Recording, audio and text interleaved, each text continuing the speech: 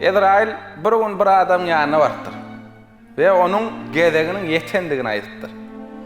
Ol adam "Wagt men taýyn däldim" diýipdir. Ezrailim "Elinden gelýän zat ýok. Elindäki sanyň başynda seniň adyň ýazyldy" diýipdir.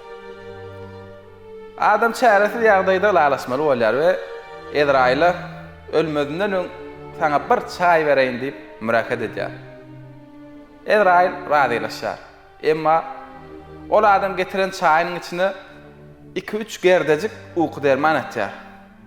Ezrail bolsa çaý içip çoň uka gidýär.